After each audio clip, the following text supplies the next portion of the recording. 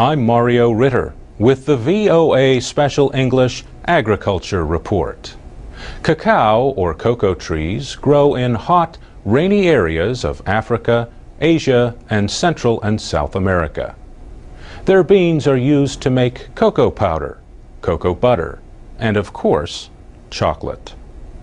There are 5 to 6 million growers, maybe more. Many are poor family farmers with only a few hectares. West Africa produces more than half of all cocoa beans.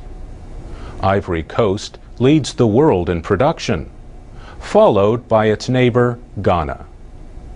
The trees are usually in their 5th year when they start to grow the pods that contain the beans. The trees produce the most pods when they are 10, but they are still productive long after that. Workers use large knives to cut the lower pods and long tools to remove pods from high on the trees. Later, they break open the pods to remove the beans. A half gram of chocolate requires about 400 beans. The World Cocoa Foundation says an average pod contains 20 to 50 beans. And experts say growers may lose perhaps 1/3 of their harvest to disease and insects.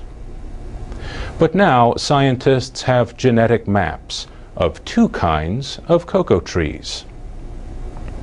These genomes are mostly complete and could lead scientists to new ways to increase production and prevent disease. Mapping genes is the first step to understanding an organism. Next comes learning the job of each gene. The American food company Mars took the lead in paying for mapping the genes of the Forastero cocoa tree. The Forastero provides 80 to 90% of the world's cocoa beans. Mars depends on those beans for its M&Ms and other chocolate candies. The company's research partners included several universities and the United States Department of Agriculture. The average West African cocoa farmer produces about 400 kilos of beans per hectare. But Howard Yana Shapiro, head of plant science and external research at Mars, thinks that science could greatly increase the yield. A competitor of Mars, Hershey's, supported the gene mapping of the Criollo, a far less common cocoa tree. CIRAD, a French government research center, led scientists from 6 countries in creating that genome.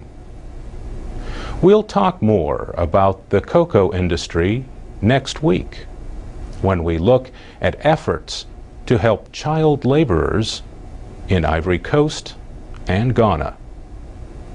For VOA Special English, I'm Mario Ritter. You can read and listen to our reports at voaspecialenglish.com.